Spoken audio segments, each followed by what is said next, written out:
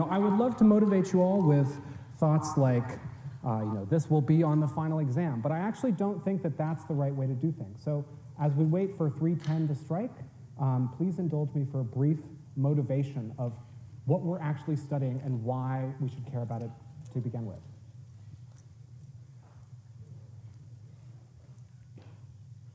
Astronomy is the oldest of the sciences. The mysteries of the sky have captured human imagination for longer than we have historical records. Just watch this video. Stonehenge, for example, is an astronomical clock, actually. It still dutifully counts the days until the equinox, even 5,000 years after its original construction.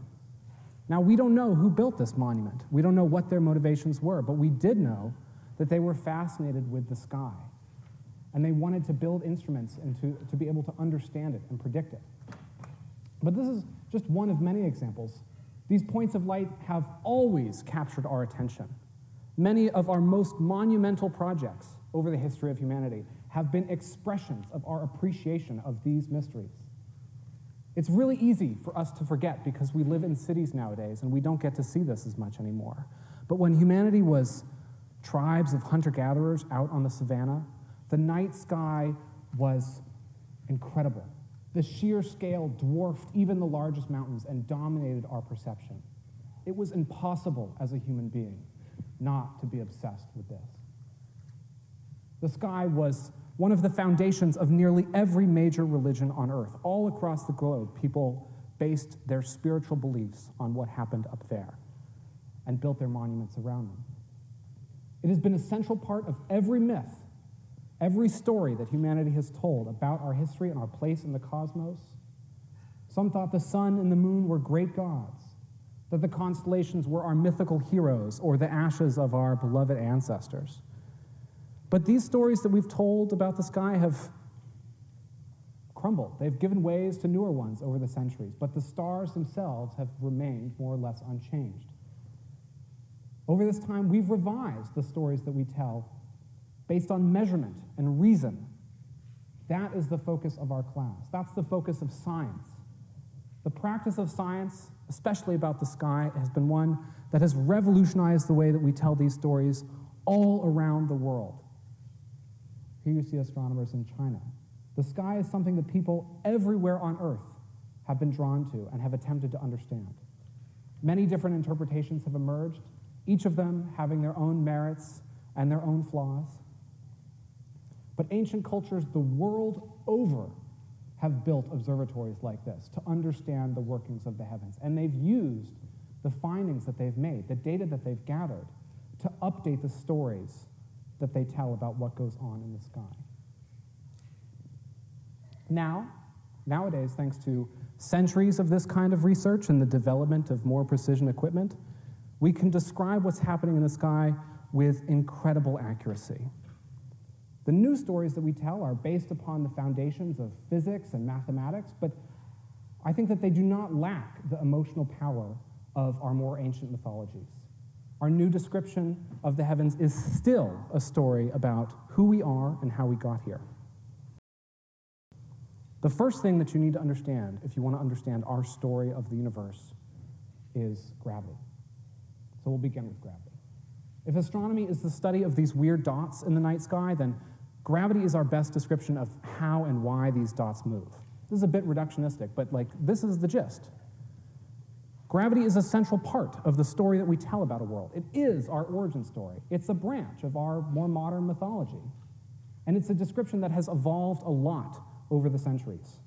The history of astronomy is really closely related to the history of gravity. As we gather better data, we can make more accurate descriptions of the motions of the sky. To make a long story short, the sun became the new center of the cosmos. Now, this model was a lot simpler. It was a lot more elegant. And it still had all of the incredible predictive power that the epicycles did. You could still predict exactly when Venus would be in retrograde with a model like this. But the mathematics that underlied it was more elegant. Everything moved about the sun. And the sun was still close enough to Earth that it was not a great demotion on our behalf to imagine that we were just a little far offset from the center. This was a great model of the heavens, but it was not the end of the story for gravity. People created, like before, incredible instruments that they could use to predict the motions of the planets in this way. But it was not the end of our description of gravity. In fact, you could argue that, this point in history was really just the beginning of gravity. Gravity as we see it today, as this force that pushes and pulls on things. That story was just about to begin. These little inaccuracies were piling up, and there was something really weird going on with these comets that would go on incredibly eccentric orbits around the Earth. But he also noticed something really critical. The closer to the sun the thing is, the faster it orbits. Take a look at this pink orbit here. As the object is nearing the very far edge of its orbit, it begins moving very, very slowly. But as it gets drawn in, it speeds up, it accelerates. As it moves closer and closer to the center, the sun, it moves much, much faster. Now, Kepler thought this was kind of like a push or a pull. It seemed like the sun itself was yanking on these distant planets as they were completing their orbits. But he couldn't quite put this into mathematics. He was able to describe with exquisite detail how these planets moved along these elliptical orbits, but he could not quite describe why. But he and his friends gave this problem to another brilliant young man, Isaac Newton. And Isaac Newton was able to look at this and come up with a revolutionary understanding of the way that force works. So that's law number 2. If you change the mass of the things involved, you have to push them a lot harder. This was a really radical idea. This is how force itself was defined. Force is a change in momentum. And now the last thing, which is really critical, is that every action has an equal and opposite. It's hard to notice when you're standing here on the floor with your feet gripping the ground, but it'll be easier to notice if you're both able to move. Now, is it possible for one of you to push the other without being pushed back yourself? You can use your feet to push off.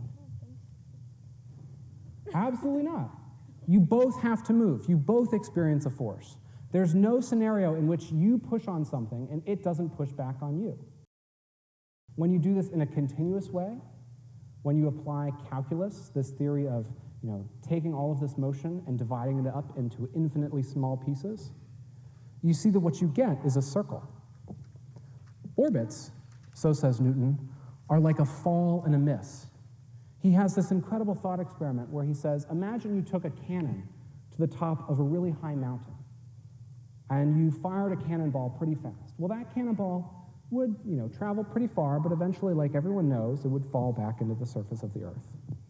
Perhaps you could even fire a cannonball so far that it went beyond the horizon, all the way around and landed on the other side of the Earth.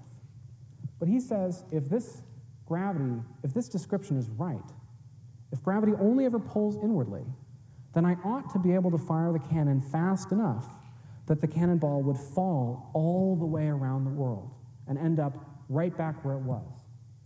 If there was no friction in outer space, there would be nothing to slow this cannonball down. It would lose no energy and would return to exactly where it started with the same velocity and complete the cycle over and over and over again. This description was incredibly powerful. And it could account for the Kepler's laws that were already discovered, dozens of years beforehand.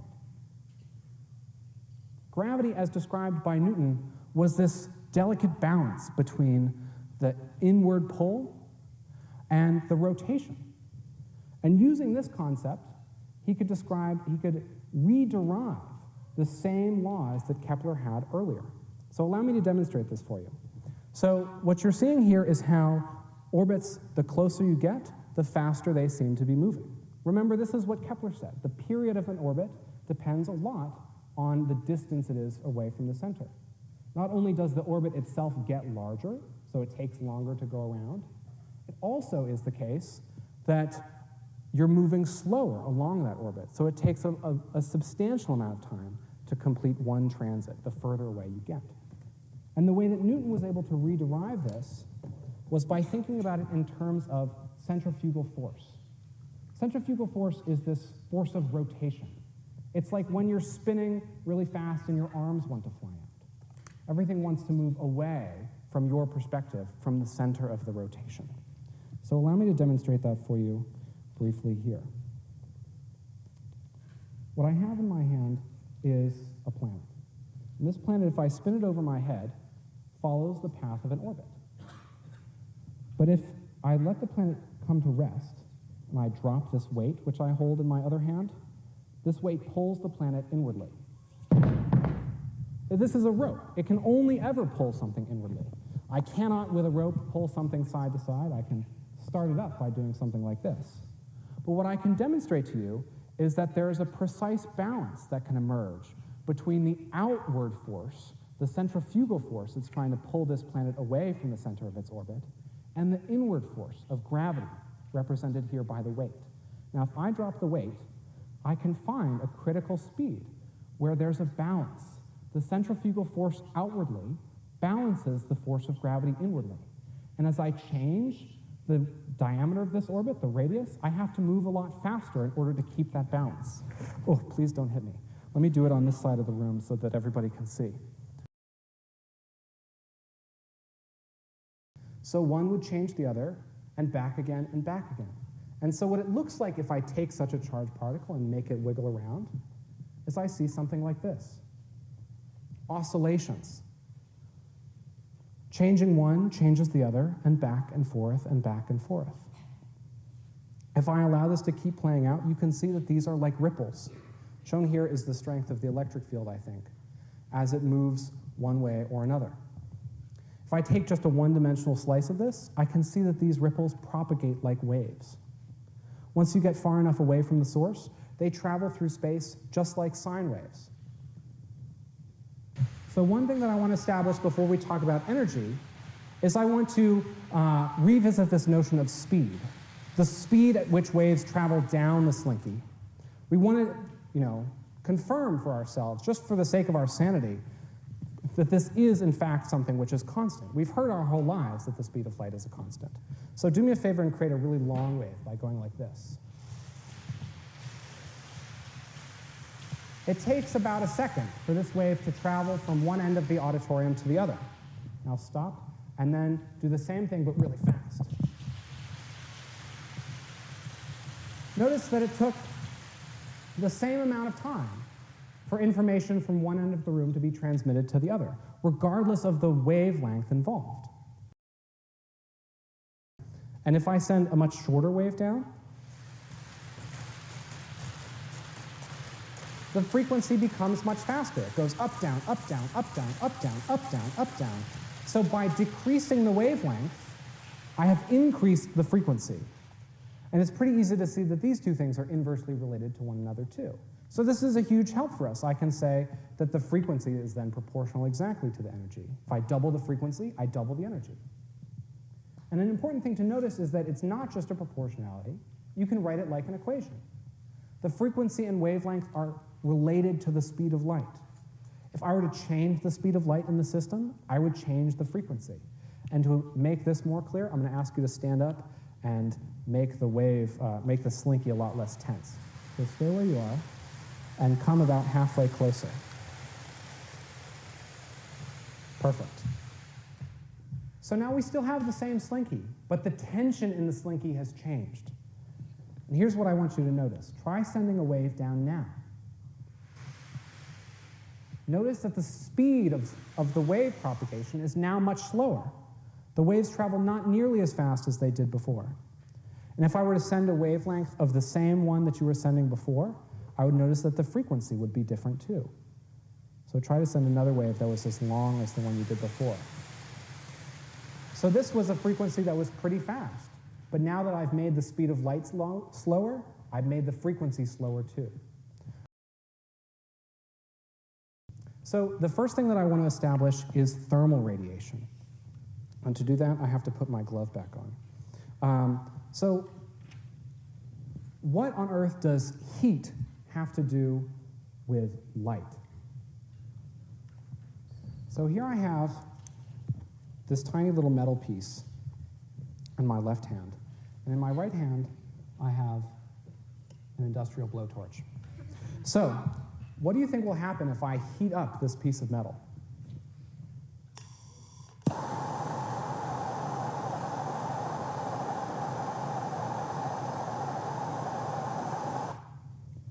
Are you all able to see that? It fades pretty quickly, but for a second there, you can see exactly the phenomenon that I'm talking about. Let me do it again.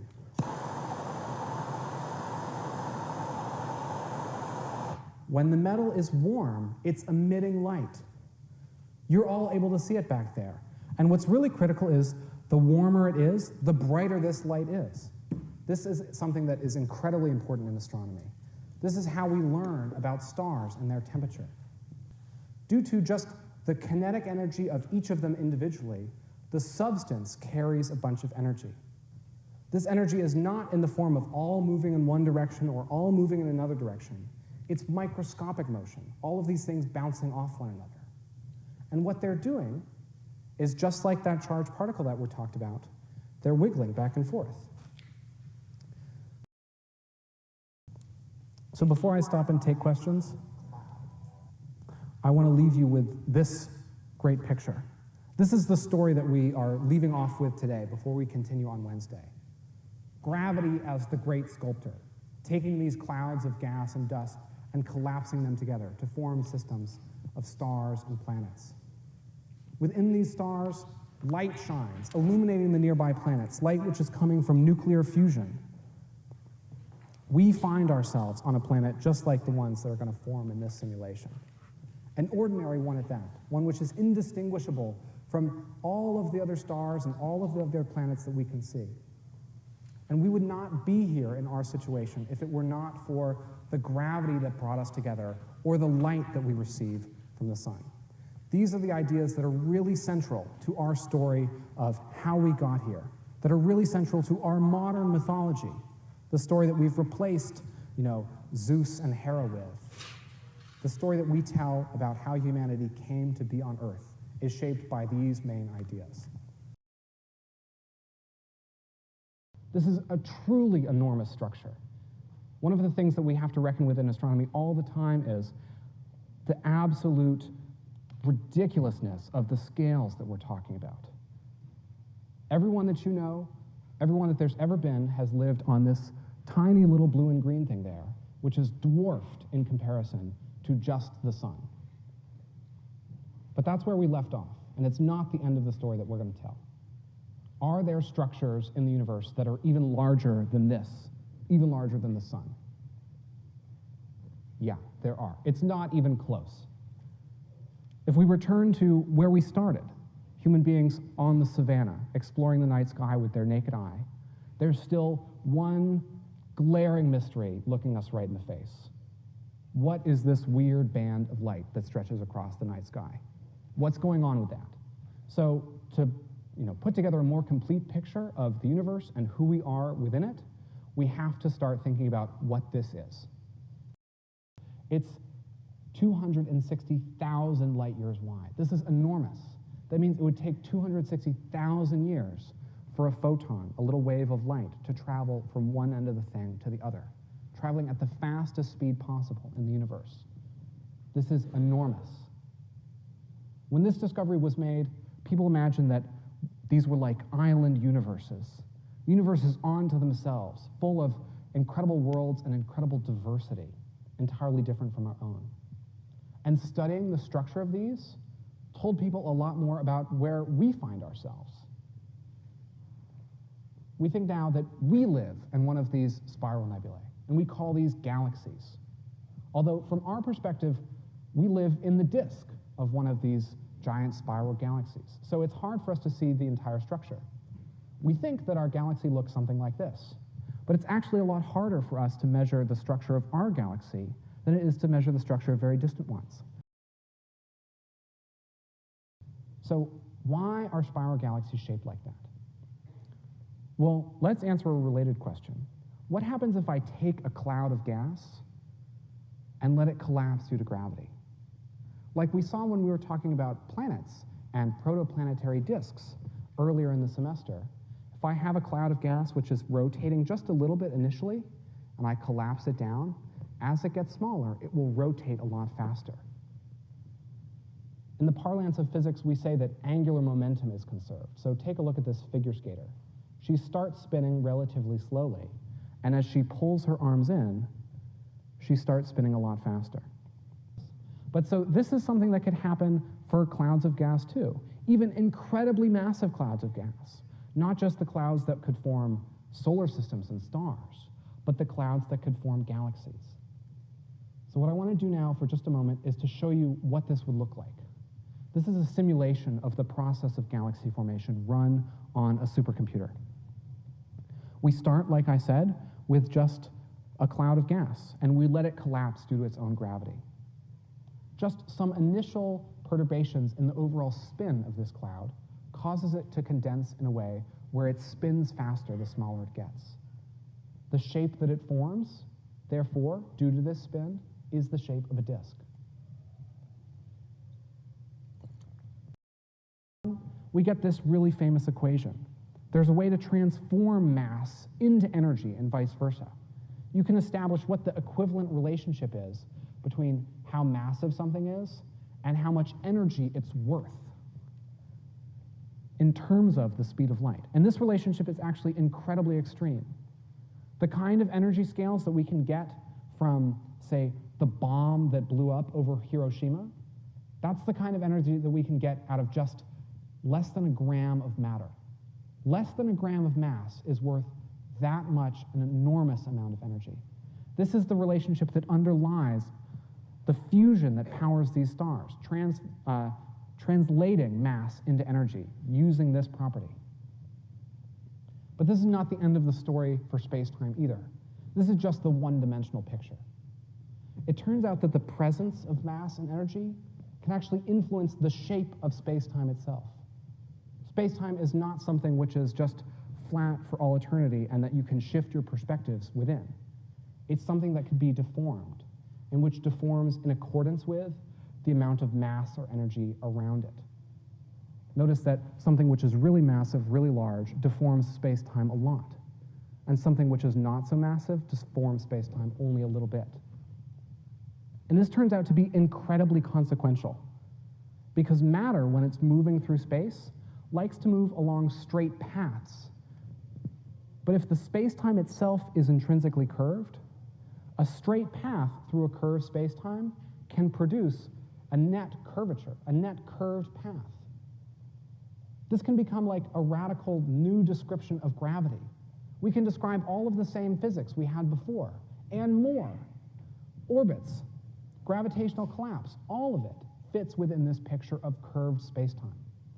And so before I move any further, I want to take a moment to actually demonstrate this. And this is where people from the audience can participate. I have here this giant melon. And this is going to represent the sun, or some very massive body.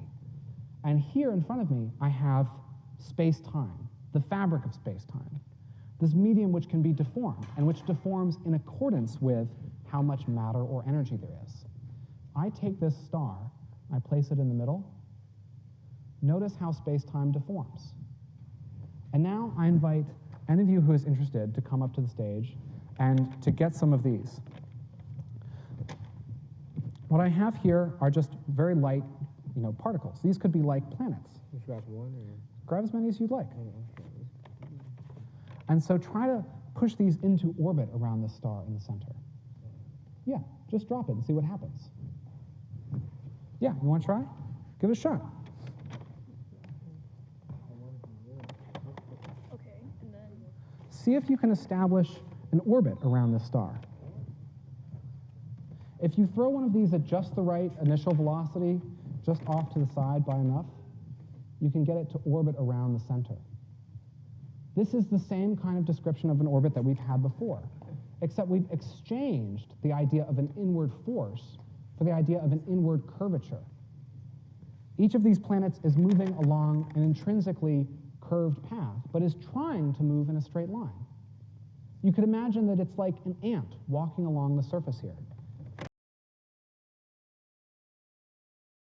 If the cosmos is the setting in which we find ourselves, where we see ourselves, our friends, our families, our whole lives, all of the other matter and energy that we observe, the cosmos is just the stage for this great play of matter and energy. In that case, under that definition, cosmology is the history of that stage, the history of the universe. It's a story that we've been telling since the beginning of our history, but it's a story that's changed a lot over time. Nothing can travel faster than light when it's moving through space-time. So how can there possibly be things that are redshifted by a factor of 200%? How can we resolve this issue? Well, like I said, our story of the universe, our story of cosmology, is really a story of space-time. And what we think is happening is we think that space-time itself is expanding. This would be like taking this sheet of rubber in front of us and stretching it out as time goes on. Space-time is still there. It's still doing all of the typical things that space-time does, bending in accordance to the presence of matter and energy, and causing matter and energy to curve, to move along curved trajectories as they move through it. But as it's doing all of this, space-time itself is stretching out. Each of the points on this rubber band represents a galaxy. Imagine that maybe we're this orange one.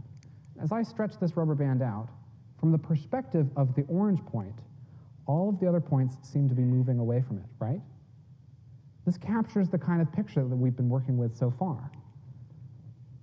As space-time expands, the galaxies which are further away move away faster. The galaxies that are closer by move away slower. But from the perspective of the orange dot, everything seems to be moving away from it. What they found was that, based on their measurements, the expansion rate was accelerating. It seems like the Hubble parameter today is faster than it was billions of years ago. This means that the expansion of the universe is getting faster with time. And this is for some unknown reason. We don't actually know what's causing this. We can put a name on it. We call this lambda, or dark energy sometimes. Lambda is just the name of the mathematical term in Einstein's equations, but it's not actually a physical description. So what is dark energy? Well, just like dark matter, we have no clue, not a one. Some physicists have like some ideas. Some people call it this quantum vacuum energy, but none of these have been experimentally confirmed. In fact, this quantum vacuum energy, the prediction that they make based on quantum mechanics of how fast the universe would be accelerating, is off by a factor of 10 to the 120th power. It's the worst prediction ever made in the history of science. We really have no idea what is causing this cosmological expansion to accelerate. We can make really precise measurements, as our teams at Berkeley and elsewhere are doing, of what appears to be happening. But it's up to all of you to figure out why. These are questions that are probably going to remain unsolved for the next few decades.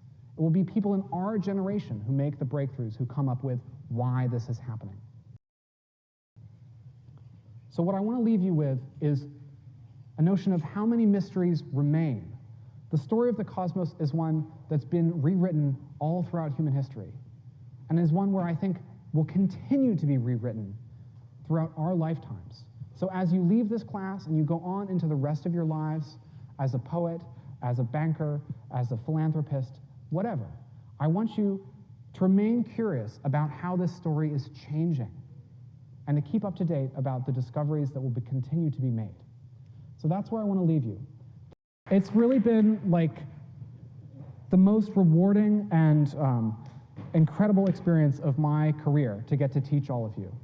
You all have been so wonderful and have been such a receptive audience. I thank you so much for coming.